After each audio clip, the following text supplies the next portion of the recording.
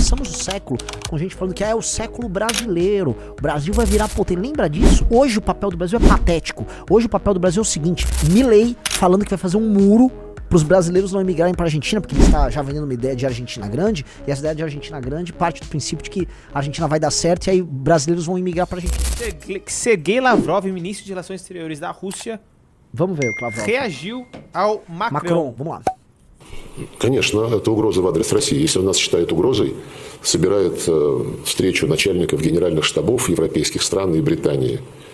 Говорит, что необходимо использовать ядерное оружие, готовиться к использованию ядерного оружия против России.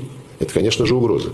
В отличие от своих предшественников, которые тоже хотели против России воевать, Наполеона, Гитлера, господин Макрон не очень изящно поступает, потому что те прямо говорили: надо завоевать Россию, надо Россию победить. Он, видимо, хочет того же самого, но почему-то говорит, что воевать с Россией надо, чтобы она не победила Францию, что Россия создает угрозы Франции и Европе. Путин неоднократно высказывался, называя такие мысли бредовыми, чушью. Но, наверное, для любого маломальски вменяемого человека совершенно понятно, что России это не нужно.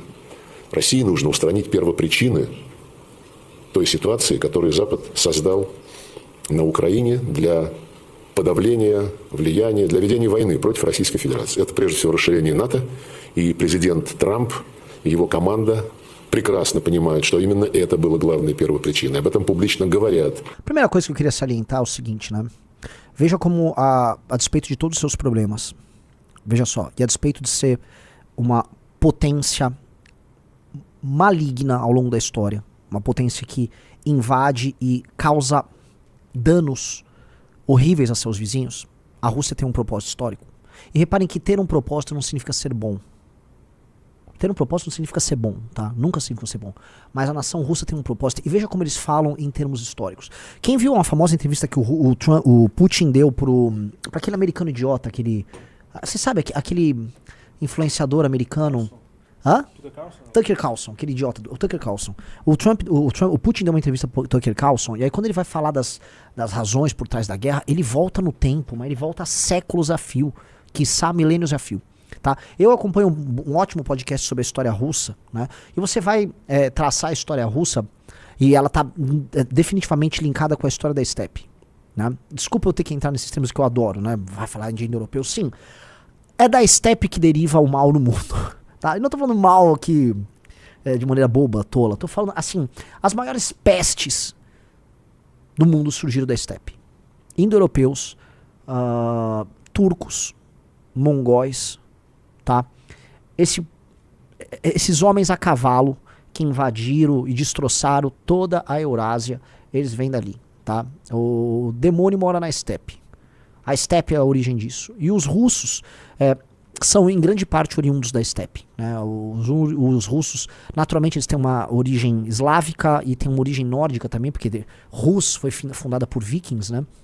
E aí você tem uma mistura ali, só que você vai ter sangue cita, você vai ter sangue sármata, você tem sangue alano, você tem sangue urálico, você tem sangue mongol, você tem sangue asiático, e os russos são em grande parte asiáticos também, tá? Eles são uma mistura, uma mescla do que há de mais terrível na humanidade, tá? E eles sabem disso. E eles falam da sua própria história nesses termos, tá? Eles são o último grande povo da steppe, porque se vocês pensarem direitinho, boa parte do território deles, boa parte da Eurásia já foi tomada pelos mongóis. Os turcos também tentaram tomar esses territórios. Mas no fim, quem fez a última grande expansão, que foi uma expansão para o leste, foram os russos. Eles tomaram aquela área toda, eles invadiram aquela área toda e eles foram até a outra ponta, tá? Eles fizeram isso e eles têm esse controle dessa área toda. E eles são poderosos e eles falam nesses termos. O tempo, assim como para os chineses, o tempo para os russos corre de maneira diferente. E o espaço para os russos se dá de maneira diferente. Eles têm poder gravitacional. China também tem, tá? São potências continentais nesses termos. E eles falam assim, então você vê a resposta do Lavrov, é uma resposta que ela não está presa em conversinhas. Ele vira e fala, o Napoleão, né? O Macron não foi tão gracioso quanto o Napoleão e o Hitler, porque esses falavam diretamente que queriam invadir a Rússia, né? Então, ele constrói isso, ele constrói um lance de um struggle, né? Uma luta eterna dos russos contra invasores, porque isso já está incrustado na alma da Rússia. Gente, a Rússia foi invadida pelos mongóis. A Ordem Dourada já invadiu, eles já tiveram submetido aos mongóis. A Rússia já viu assim, as raças mais malditas de conquistadores andarem por lá. A Rússia já passou por todas as humilhações possíveis, tá? Alguns dos grandes cães sarmentos da humanidade já passaram por lá. Os russos já passaram por tudo, cara. Por tudo. Só pra vocês lembrarem quem são os russos, tá? Eu adorava gibi, eu lia muito revista em quadrinhos nos anos 90. E quando eu li a morte do Superman, né? E depois veio a história do quem era o Apocalipse que matou o Superman. E aí o Apocalipse era um bebê, né? Ele morava em outro planeta, ele era jogado numa torre, e aí ele era morto, ele era linchado, e aí ele renascia. E ele sempre renascia um pouquinho mais forte, até que ele começou a bater os que linchavam, e aí ele se tornou um ser muito poderoso. Essa era mais ou menos a história do Apocalipse. Essa é um pouco a história da Rússia, né? E falar em Rússia e Apocalipse na mesma frase quase sempre combina. Então, sim, amigos, assim, tô falando de um povo de uma outra natureza. Tô falando de um povo de uma outra natureza e que entende a história e os dilemas os humanos de uma outra maneira. Eles não estão... Reparou que eles não têm humanismo, todo aquele blá blá blá que o Macron coloca, e é um blá blá blá, porque a França adora falar nesses termos, né? Especialmente a França pós-Revolução Francesa adora falar nesses termos universalistas em direitos universais, o homem, a humanidade, a liberdade, a igualdade, a fraternidade. É ou não é? Liberté, a égalité, fraternité. Enquanto tiveram um império colonial que explorou muita gente, exploram até hoje países na África. Exploram até hoje países na África. Quem lembrou bem foi a italiana lá, a Meloni. Então, entendeu? A Rússia não tem. A Rússia, internamente, ela cortou a bullshitagem. E num novo arranjo internacional em que a Europa não está amparada pelos Estados Unidos, em que os Estados Unidos praticam um papel cínico com a Europa, né?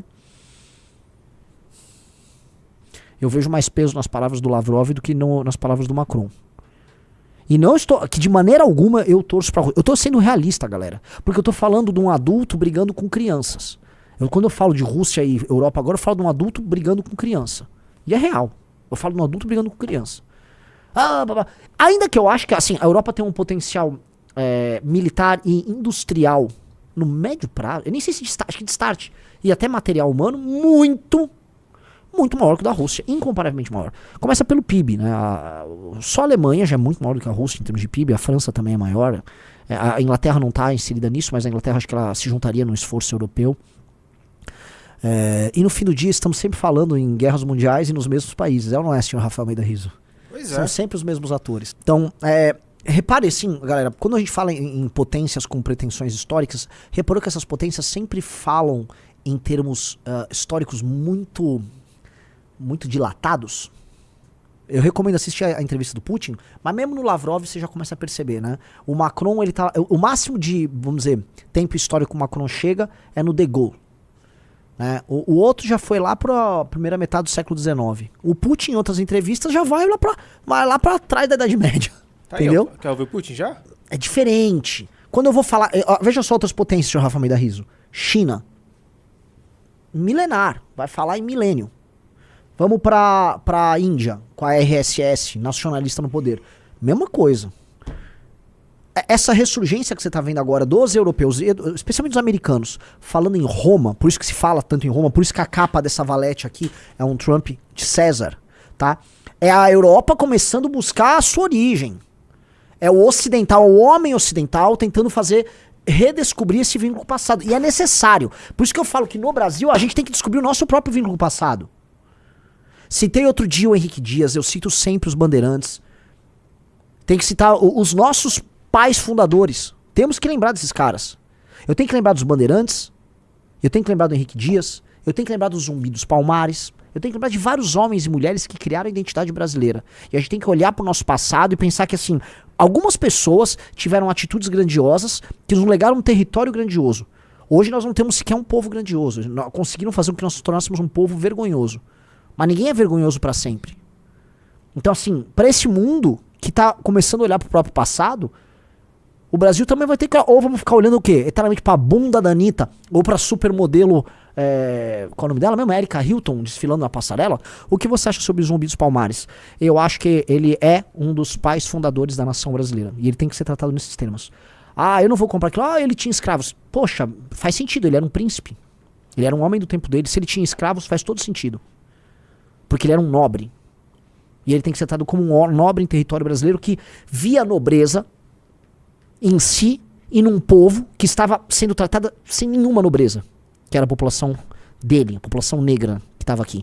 E se eles tinham relações entre si que possuíam hierarquias dessa natureza, ele era um homem do tempo dele, de um contexto dele.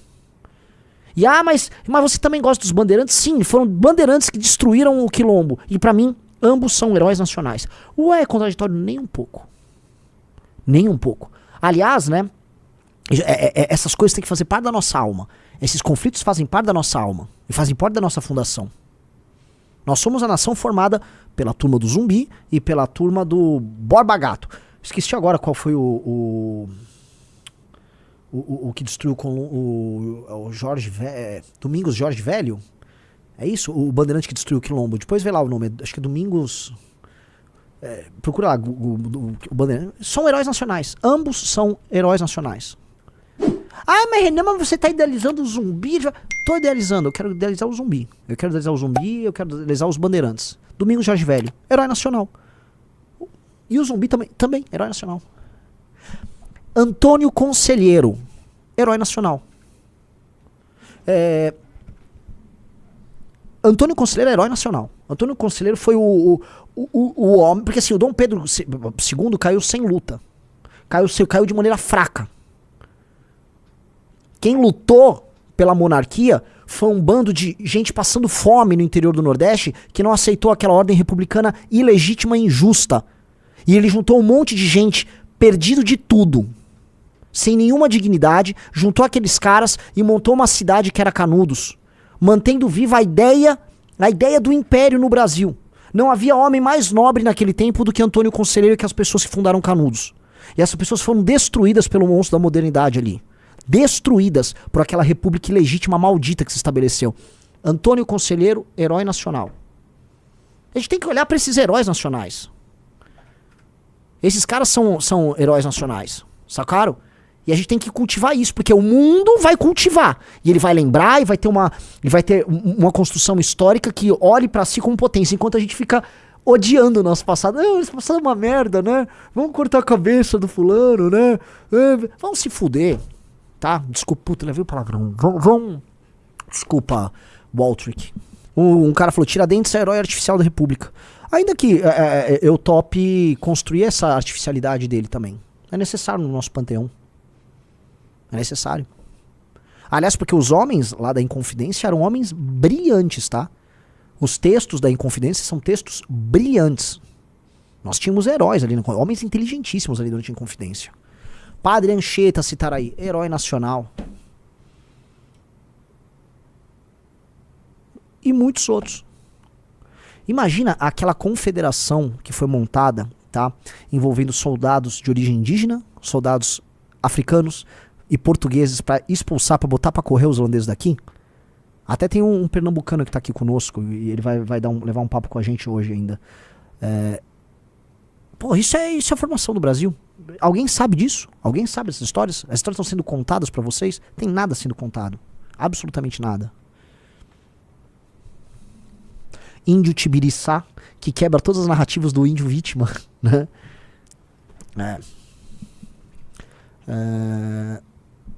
Vamos lá.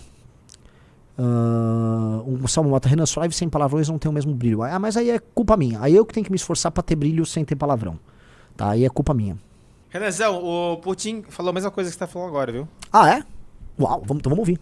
Еще со времен Наполеона, с нашествия Наполеона. До сих пор кому-то не имется все. Есть еще люди, которые хотят вернуться к временам Наполеона, забывают, чем это закончилось. A referência de Putin foi ao imperador francês Napoleão, mas foi... Enfim, era isso. Eu gosto que o Metrópolis vai explicar. Gente, a referência é o Napoleão. Galera, pra quem não sabe, o Napoleão foi um cara que fizeram um filme. Né? Ninguém já deve saber quem é o Napoleão. Napoleão, galera, foi um dos últimos grandes homens da humanidade, tá?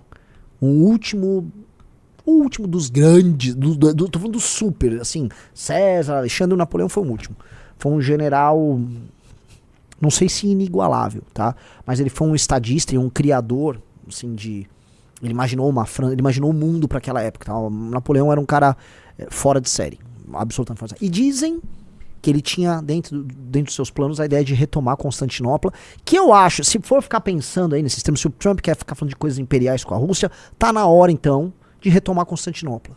Se tem algo que precisava ser feito era retomar Constantinopla. Acho que assim, retomar Constantinopla, o Ricardo vai discordar, claro, mas assim, retomar Constantinopla seria sensacional. Tá aí retomada Constantinopla. E fica lá o Erdogan provocando, fica fazendo lá coisas na igreja de Águia Sofia, nessa grande... Na Águia Sofia, na Águia, não sei como é que fala ali, tá? Então, assim, se querem tocar essas coisas, que retomem o plano do Napoleão e retomem Constantinopla. Vocês já entenderam, né? Como a gente, como país, tem que se relacionar com esse mundo. Vocês param pra pensar que os projetos políticos do Brasil hoje, eles sequer discutem isso? O que a gente vê é o seguinte, um alinhamento automático do bolsonarismo ao Trump, vassalo, humilhado, com basicamente a direita bolsonarista não mais ficando no Brasil, viajando permanentemente para os Estados Unidos para ficar mamando os caras lá, né? O Eduardo Bolsonaro sendo forjado como candidato a presidente pelos bolsonaristas, e eles estão criando um aparato de mídia para divulgar ele, e o papel dele consiste em ficar lá na América mamando eles. Eu acho horrendo isso. E da esquerda do lulismo? Hoje uma vassalagem ao bloco dos BRICS, assim, patética, constrangedora, uma coisa humilhada.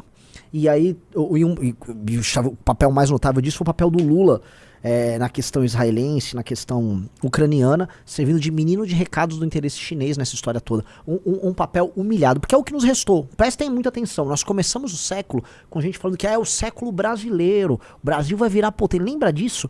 2004, 2005, 2007, principalmente de 2007 e 2011, falava-se que o Brasil virou umas grandes potências mundiais, tá? Falava-se.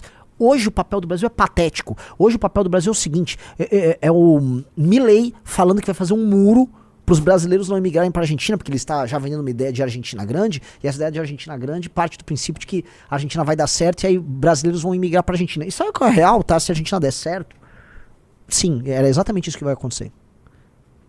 Você vai ter fluxos migratórios de brasileiros para a Argentina e de outros vizinhos. E aí a Argentina entende que a sua força é justamente ter um povo que tem uma noção de si bem grande, ele fecharia isso. Então nossa situação é tão humilhada, né, que nós seríamos os alvos de um muro para a Argentina.